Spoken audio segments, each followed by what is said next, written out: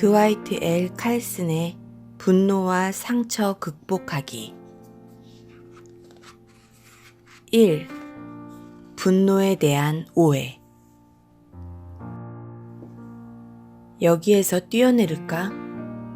몇 달 전 매력적인 대학 2학년생인 쟤는 캘리포니아 산페드로에 있는 빈센트 토마스 다리 위에 서 있었다. 그녀는 18층 높이의 다리에서 뛰어내려 생을 마감할까 심각하게 고민하고 있었다.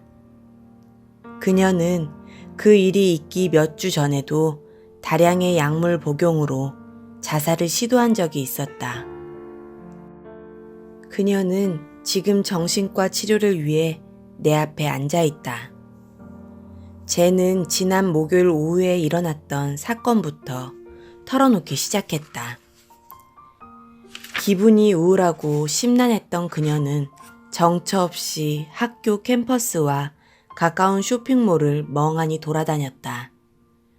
그렇게 몇 시간 동안 주위를 배회한 후에야 겨우 마음을 추스리고 가까스로 기숙사에 되돌아올 수 있었다. 그녀가 말했다. 그게 다예요. 그냥 그뿐이었어요. 내가 그녀에게 물었다. 그러니까 이유도 없이 혼란스러운 마음에 몇 시간이나 방황을 했고 단지 그게 힘든 점이라는 건가요? 네, 그래요. 나는 그녀가 무슨 말을 더 하지 않을까 잠시 기다렸지만 더 이상 아무 말도 들을 수 없었다. 나는 그날에 느꼈던 특별한 감정이라든지 평소와 달랐던 일이라든지 그녀가 기억나는 것은 모두 꺼내놓을 수 있도록 질문을 이어갔다.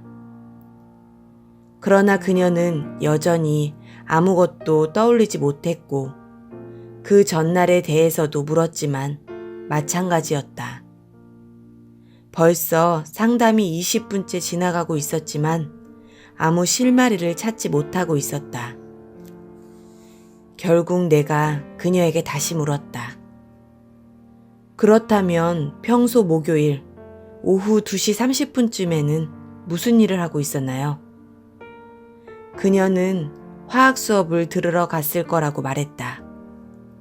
그렇다면 그날 목요일에는 수업에 참석하지 않은 거군요? 네. 그녀가 대답했다. 나는 왜 수업을 듣지 않았는지는 다시 물었지만 그녀 자신조차 그 이유를 모르고 있었다. 젠이 성실한 성향의 사람이라는 것을 알고 있는 나로서는 그녀의 행동이 이해되지 않았다.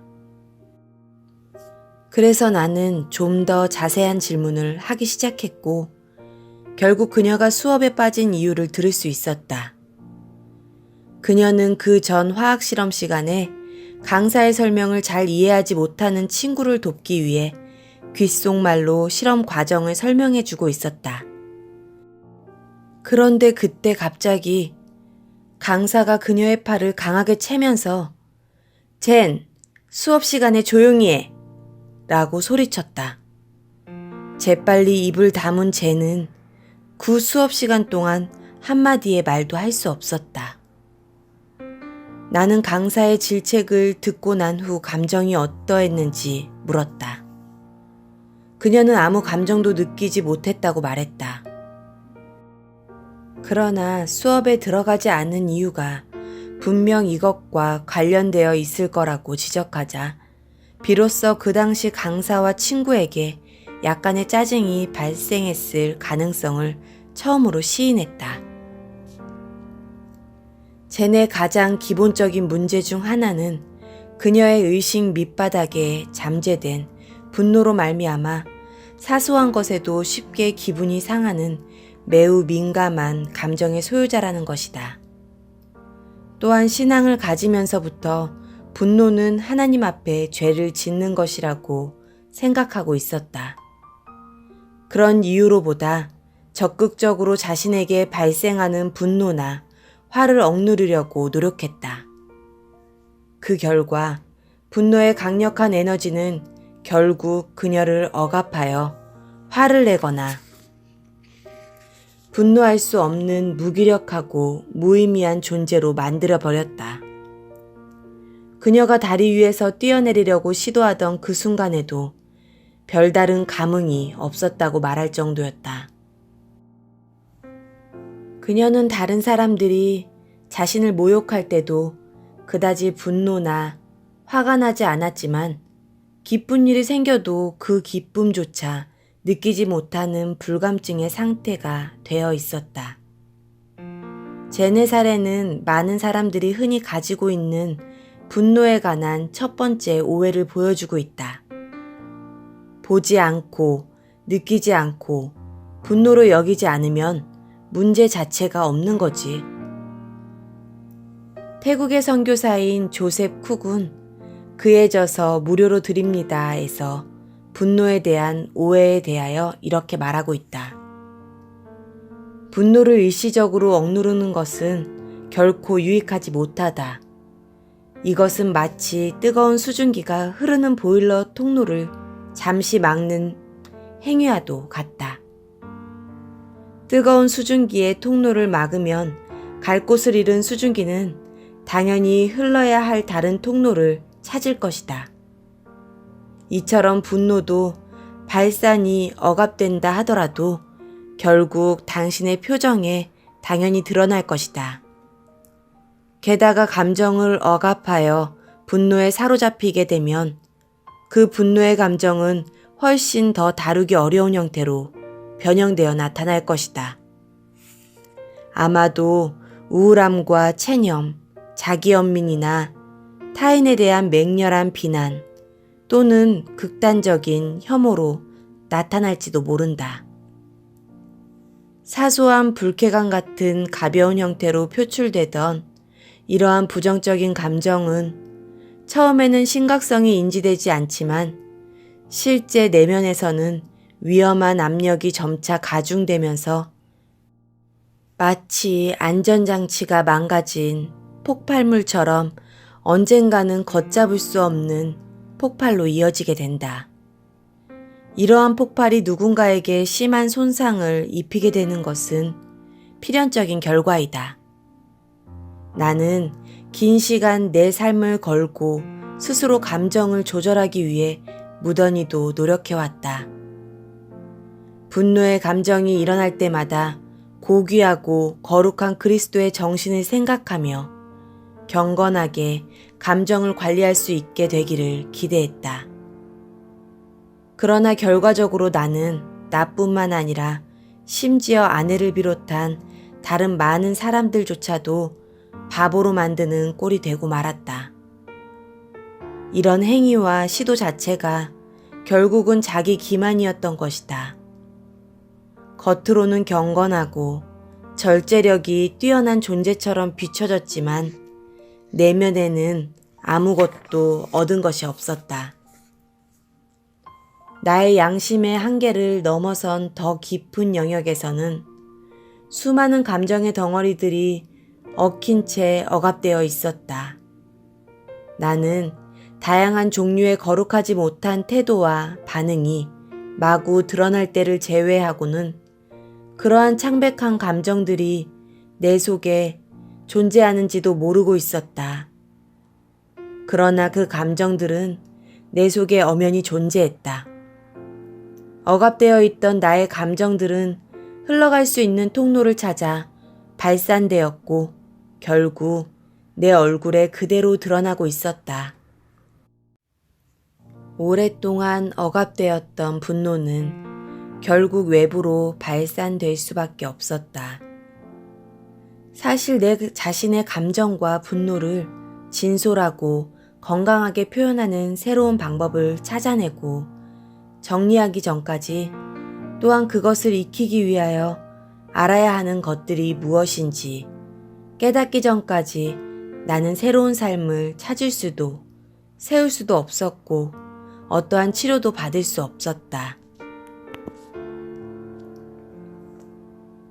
조셉 쿡은 분노를 조절함에 있어 본인이 이상적으로 생각했던 것과는 다르게 분노에 대한 두 번째 오해를 경험했던 것이다.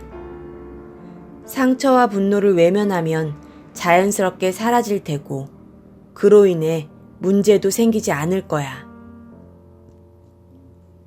26살의 존은 기계기술자이다. 그는 일상에서 자신의 감정을 과하게 드러내는 경우가 거의 없는 사람이었다. 그러나 화났을 때 그의 모습은 이해가 되지 않을 정도로 평소와 달랐다. 한 번은 친구가 그의 기타 연주를 듣고 가볍게 조언을 하자 그는 자신의 분노를 조절하지 못하고 기타를 바닥에 내리쳐 산산조각을 내버렸다. 게다가 타던 자전거를 길가에 내버려 두고 온 아들에게 화가 나 가지러 갔던 자전거의 뒷바퀴를 차로 들이받아 버렸다. 조의 아내는 그가 분노를 느꼈을 때 가구, 접시, 창문 등 닥치는 대로 부수는 것을 잘 알고 있었다. 조는 과거 70년대에 유행했던 분노 해소 이론에 따라 자신의 행위를 정당화하고 있다. 그 이론이란 화가 치솟아 견딜 수 없게 되면 그 화를 마음껏 표출하라. 그리하면 기분이 풀릴 것이고 모든 것이 다 정리된다는 것이다. 이 이론의 치명적인 결점은 그런 방법으로는 절대 분노가 해소되지 않을 뿐더러 이러한 태도가 오래 지속될수록 자신의 건강과 주변의 관계가 다 파괴되고 만다는 점이다. 일상 속에서 자기 연민으로 인한 비참함과 자살 욕구에 끊임없이 시달리던 조에게는 이 분노 해소 이론이 적용될 수 없는 해법이었다. 조는 분노에 관한 세 번째 오해의 제물이 된 것이다. 내 안의 분노의 감정을 끄집어내어 분풀이를 하고 나면 내 화가 풀릴 거야. 성공한 직장 여성이며 전문 비서인 브렌다는 자신의 분노와 상처에 대해 매우 잘 알고 있었지만 그녀는 조의 경우와는 반대로 자신의 감정을 표출하지 않았다. 나는 누군가에게 절대 화를 낼 수가 없어요. 감정을 조절하지 못한다면 이 자리에 있을 수가 없거든요. 그리고 내가 화를 내면 상대방이 나를 불편하게 생각하고 호의를 받지 못하게 될까봐 걱정이 되기도 해요. 심지어 성적인 농담을 하는 사람한테도 화를 낼 수가 없어요. 브렌다는 누군가에게 상처를 주지 않기 위해 절대로 화를 내지 않는다는 어쩌면 가장 이상적인 인내의 표상과 같은 사람이다. 이와 같은 사람은 매우 우호적이며 사람들이 좋아하는 전형적으로 괜찮은 사람이다. 그러나 이러한 사람들은 괜찮은 이미지를 고수하기 위하여 너무나 많은 것들을 희생하고 또 엄청난 대가를 치러야만 한다. 이 부류의 사람들에게 이러한 상태가 계속되면 감정적, 육체적으로 병에 시달리게 될 것이고 그 악영향은 가족들과 일상생활에까지 미치게 될 것이다. 브렌다는 분노에 대한 네 번째 오해의 희생자이다. 난 괜찮은 사람이 되기 위해 절대로 화내지 않을 거야. 그래도 나는 견딜 수 있어.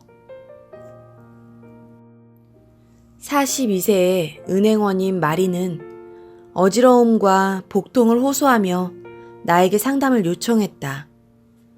담당 의사는 그녀의 증세에 대한 아무런 실체적인 원인을 발견하지 못했지만 여전히 심한 통증으로 인해 도저히 자신의 업무를 볼 수 없는 상태였다. 내가 그녀를 상담하며 주목했던 부분은 그녀가 누구에게도 분노나 부정적인 감정을 품고 있지 않았다는 점이다. 20년을 함께 보낸 남편에게조차도 말이다. 나는 이러한 점이 분명히 신체적인 병리 증상과 연관성이 있을 것이라고 생각했다.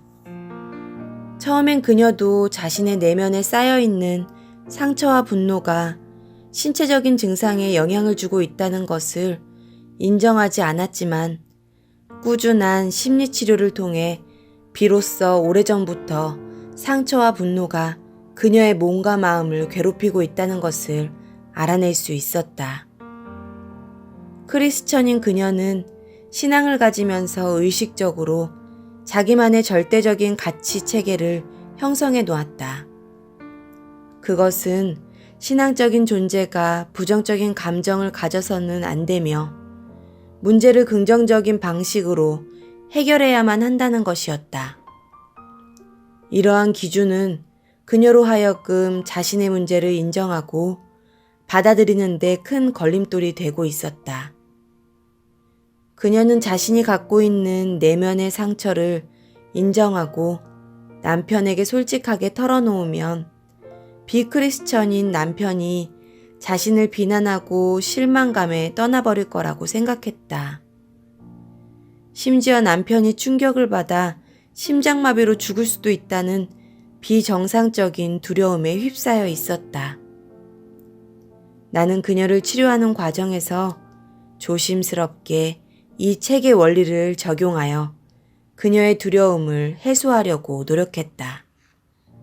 그 결과 염려와는 달리 놀랍게도 남편과의 관계가 오히려 더 돈독해졌고 서로에 대한 신뢰가 더욱 강해지게 되었다.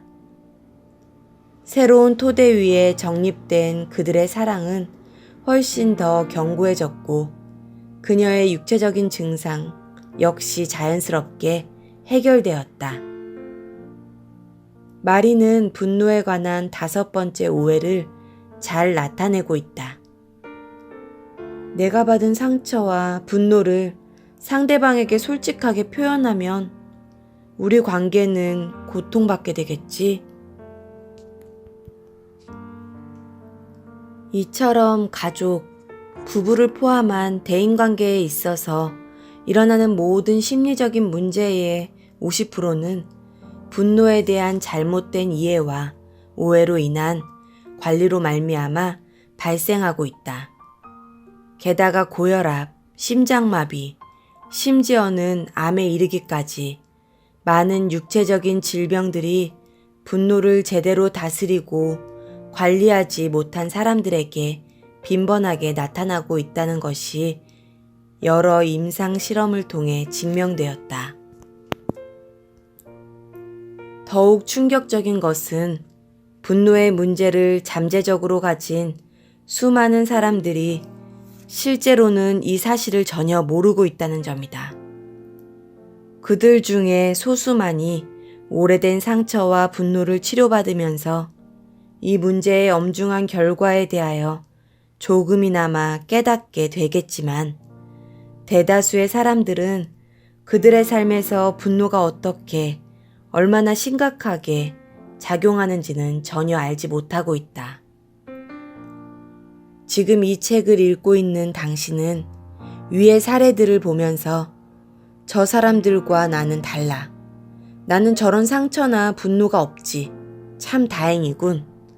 이라고 생각할지도 모른다. 그러나 오랫동안 이 일을 해왔던 의사로서 내가 여러분에게 드리고 싶은 고언은 자신에게는 절대로 그런 문제가 없다고 완강하게 주장하는 사람일수록 심각한 분노 조절 장애에 문제를 가지고 있고 실제로 증상을 발견하게 되는 경우가 많다는 것이다. 그러므로 당신은 자신의 내면을 좀 더 정밀하게 관찰할 필요가 있다.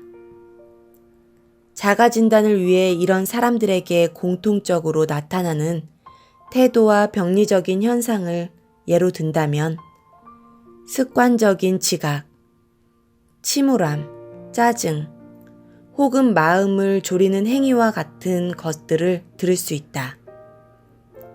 이런 태도를 가진 사람들은 냉소적이며 강한 질투심과 과도한 심술궂은 모습으로 자신을 드러낸다.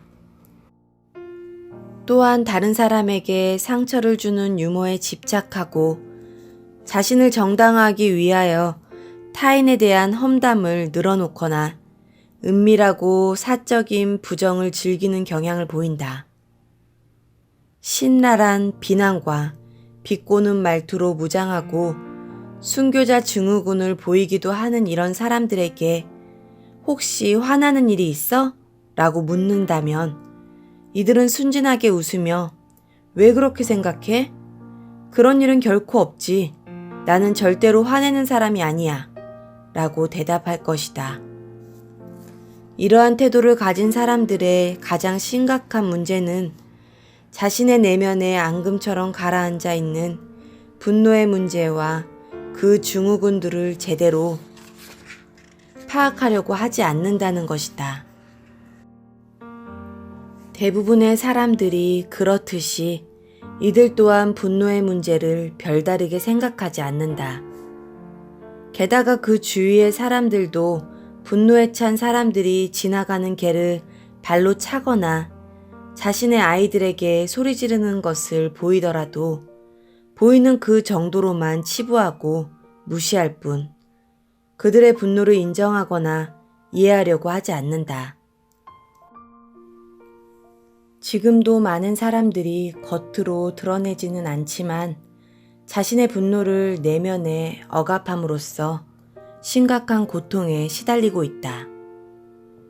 자신의 분노의 요인들을 제대로 인정받지 못한 사람들은 삶 속에서 비탄, 냉소, 심한 시기와 같은 방식으로 자신의 분노를 드러내려 한다. 이들은 친구와의 대화에서 자신을 우회적으로 비난하는 말에 발생한 분노가 마음속에 상처를 남기고 가족이 자신을 온전하게 인정하지 않아서 생기는 분노가 쓰라림으로 남는다는 것을 제대로 인지하지 못한다. 많은 사람들은 지난 세월 동안 자신이 받았던 수많은 모욕과 상처가 실제로는 분노의 또 다른 양상이라는 것을 잘 이해하지 못한다. 그래서 이러한 많은 내적인 상처들이 해결되지 않은 채 우리 속에 고스란히 남아있게 된다. 이 책을 읽고 있는 당신이 분노라는 감정보다 상처라는 의미가 훨씬 더 가슴에 와닿는다면 분노라는 말 대신에 상처라는 표현을 사용해보자. 당신의 분노 문제를 해결함에 있어 훨씬 더 도움이 될 것이다.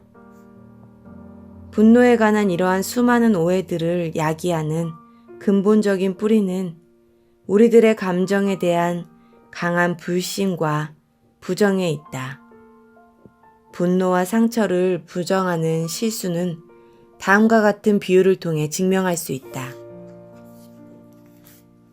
내가 처음 장만한 차는 엔진 과열을 비롯한 수많은 문제들로 내 속을 썩였다. 차를 타고 나간 어느 날 온도 게이지의 바늘이 서서히 올라가면서 더불어 내 걱정도 함께 상승하기 시작했다.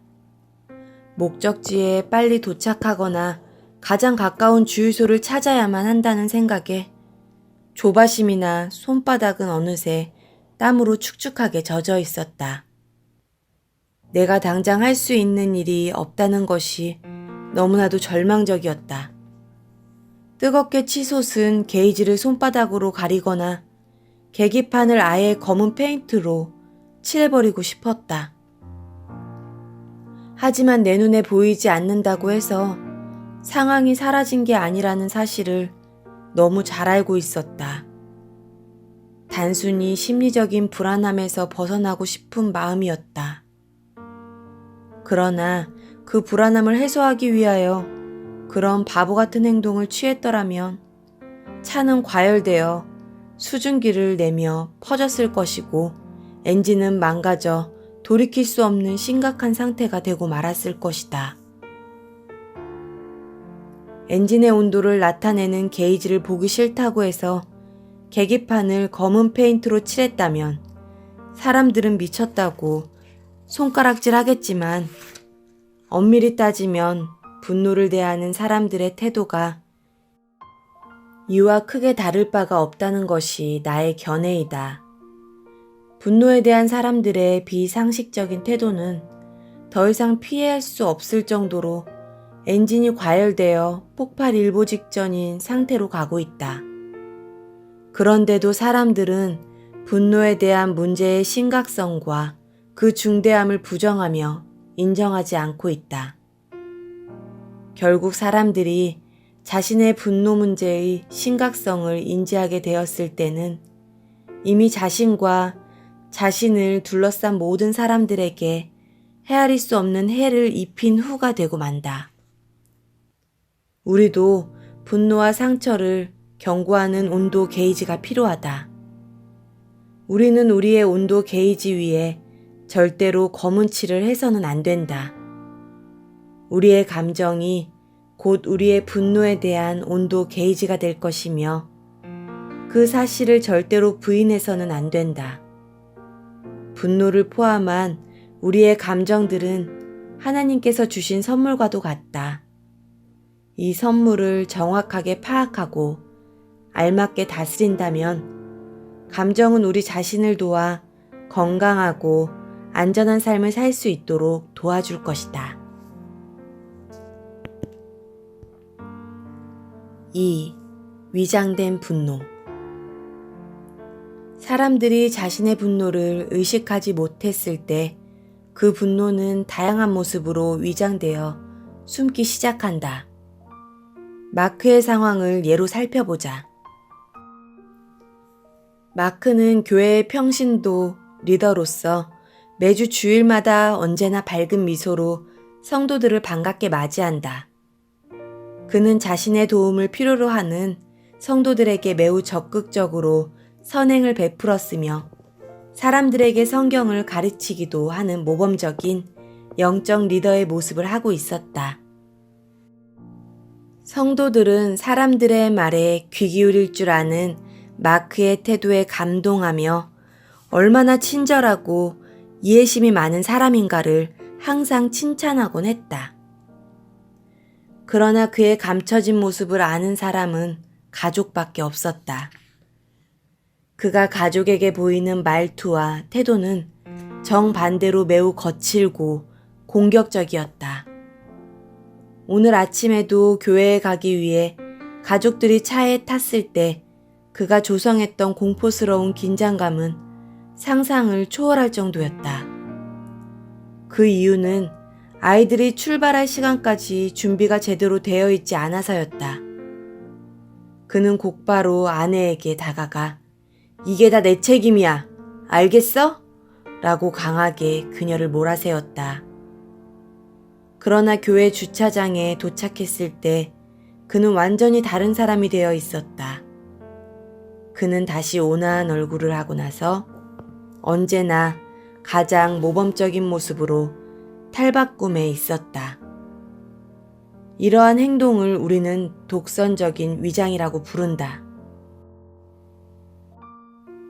폭력으로 얻은 항복이라는 책에서는 이런 현상을 두고 불행하게도 이러한 속임수가 야기하는 문제는 우리의 생각보다 그 사태가 훨씬 더 심각하며 실제로도 상상할 수 없는 비극적인 결과들을 초래하고 있다라고 정확하게 집어내고 있다. 58세의 CEO인 존스는 32년간의 결혼 생활을 가능한 한 빨리 청산하고 싶어 했다. 그는 지금의 결혼 생활을 유지하느니 차라리 이혼하는 게 자신에게 훨씬 더 나은 선택이라고 생각했다. 그는 자기 자신을 평화주의자라고 설명하며 그동안 아내의 요구와 압박에 순종적으로 살아왔다고 말했다. 그는 자기 자신에게 그랬듯이 항상 항복하는 사람이었다. 존스는 자기 자신을 속여가며 거짓된 평화를 위해 살아오는 동안 항상 분하고 억울했다고 말했다. 그러면서 결혼 생활의 문제를 해결하려면 매우 많은 시간이 필요할 텐데 본인의 나이는 이제 그럴 만큼 많은 시간이 남아있지 않다고 했다. 그는 결혼 후 처음 20년까지 자신의 행동이 결혼 생활에 어떤 영향을 끼치고 있는지 전혀 알지 못했다. 32년간의 결혼 생활이 건강하지 않았다는 것을 알게 된 것은 불과 12년 전이었다. 그러나 그것을 알게 된 후에도 그는 바꾸려 노력하지 않았다. 결국 최근 6개월 전부터 신체적인 병리 증상이 나타났고 그 증상들은 3주 전 아내에게 이혼을 요구한 이유로 점차 나아졌다. 존슨의 사례는 화를 삼킨 채 평안을 위해 몸부림치며 문제를 일으키지 않으려는 평화 우선주의자라는 또 다른 형태의 위장된 분노라 할 수 있다. 이러한 유형의 사람들은 심지어 본인이 책망받지 않아도 되는 일을 평안을 위해 본인이 감수하며 살아간다. 내면의 상처와 분노를 드러내려 하지 않는다. 그러나 이러한 평안은 결국 가짜인 것이다.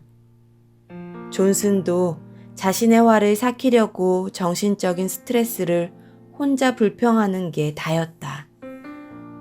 이와 같은 사람들은 절대적인 평안을 위해 대개 자신보다 더욱 공격적이고 독재적인 포악한 유형의 사람과 결혼하는 경향이 있는데 오른뺨을 치는 자에게 왼뺨을 돌려대라는 말씀, 마태복음 5장 39장처럼 배우자에게 희생을 실천하고 있다고 착각한다. 그러나 실제로는 자기를 기만하는 얄팍한 술책에 지나지 않으며 이러한 행위는 머지않아 더욱 악화된 결과로 그들의 발목을 잡게 된다. 분노를 위장하는 또 다른 형태는 스티커 수집가가 되는 것이다. 한때 대부분의 상점에서 물건을 살 때마다 일정한 보상으로 스티커를 주는 경우가 있었다. 정해진 수량의 스티커를 다 채워가면 원하는 물건과 교환을 해주었다. 나는 이와 같이 자신의 내면에 소소한 불만, 분노 혹은 짜증을 마치 스티커처럼 차곡차곡 모으는 사람을 수집가라고 부른다. 이들은 각각의 소소한 분노가 그 자체로는 신경 쓸 의미가 없다고 느끼고 좀 더 충분하게 모아야 한다고 생각한다. 그러나 주위에서 이런 사실을 캐묻는다면 자신은 절대 담아두지 않는다고 부인할 것이다. 그리고 분노를 야기하는 소소한 감정들이 자신에게 너무나 사소해서 별 문제가 되지 않으며 가볍게 흘려버릴 수 있다고 생각할지도 모른다. 그러나 실제로는 절대로 잊을 수가 없다. 왜냐하면 머릿속 어딘가에 마치 스티커를 붙여놓은 듯 분노가 단단하게 붙어있기 때문이다. 그러나 머릿속에 스티커가 가득 차면 그것을 보상받고 싶은 충동이 불같이 일어난다. 마지막 스티커 한 장은 여전히 사소한 것이겠지만 수집가에게 그 마지막 한 장은 의식의 안전장치를 부수고 분노를 일제히 폭발시켜 그에 대한 보상을 받고 싶어지도록 만든다. 또한 이러한 분노의 폭발은 그동안 차곡차곡 모았던 상세한 분노의 장면들을 열거함으로써 자신의 분노를 정당화하기도 한다. 위장된 분노의 네 번째 모습은 침묵이다. 이러한 사람들은 자신을 힘들게 하는 어떤 일이 발생했을 때 갑자기 차가운 침묵 속으로 숨어버리곤 한다. 그 이유를 물어봐도 분명히 아무것도 아니라고 말하겠지만 실제로는 부엌의 찬장을 쾅 닫거나 시비를 거는 듯한 말투와 퉁명스러운 표현을 통하여 자신이 화났다는 것을 사람들에게 교묘하게 알린다. 이러한 차가운 침묵의 도구를 사용하는 사람은 본인이 먼저 말을 꺼내기 전까지는 무엇 때문에 화가 났고 왜 그렇게 행동하는지를 도무지 알 수가 없어 주변 사람들로부터 도움을 받기가 힘든 유형이다. 5번째 위장된 분노의 모습은 지나치게 따뜻함을 가진 태도이다. 수년 전 내가 내과 수련의를 하고 있을 때의 일이다. 나의 동료 한 명이 자기 환자에 대하여 역학적인 불평을 털어놓은 적이 있다. 그녀는 정말 친절하고 따뜻한 사람이야. 지나칠 정도로 달콤하기까지 하단 말이지. 그런데 내가 모르는 무언가를 감추고 있는 것 같은데 그게 뭔지 도저히 감이 안 온단 말이야. 나는 그 환자의 치료 과정을 공부하면서 동료의 이야기를 이해할 수 있었다. 그 환자의 특성은 지나치게 따뜻하고 사랑스럽다는 것이었는데 이러한 도를 넘어선 배려심에는 매우 인위적이고 허위적인 모습이 담겨 있을 수 있다. 실제로 치료를 통해 이 환자의 친절함의 배후에 엄청난 양의 분노가 자리 잡고 있었다는 것을 확인할 수 있었다. 분노에 대한 6번째 위장된 모습은 매사에 비판적인 태도이다. 이러한 분노를 내면화한 사람은 매사에 언제나 비판적이거나 비꼬는 태도를 취한다. 앞에서 언급한 5가지 모습과 비교해보면 이러한 사람들의 비판적인 태도는 겉으로 보기에 합리적이고 지적인 것처럼 보인다. 하지만 실제로는 부정적인 의식과 적대감, 그리고 분노가 태도 속에 담겨 있음을 잘 알 수 있다. 위장된 분노에 관한 7번째 모습은 소극적인 공격 유형이다. 이 유형의 사람들은 어떤 문제에 대하여 반대하기 위해 반대를 하며 의도적으로 비효율적인 행동을 하고 일의 진행을 지연시키거나 항상 뾰루퉁한 모습을 함으로써 소극적으로 공격성을 드러낸다. 당연히 이 유형의 사람들은 타인과 함께 일하기 힘들고 본인보다는 주변 사람들이 보조를 맞추지 못하는 경향이 있다. 누군가 흰색이라고 말할 때 이들은 검정색이라고 말하며 반대로 누군가 검정색이라고 말하면 그것을 흰색이라고 말하고 싶어 한다. 또한 이들은 종종 모임에 늦게 나타남으로써 다른 사람들을 기다리게 한다.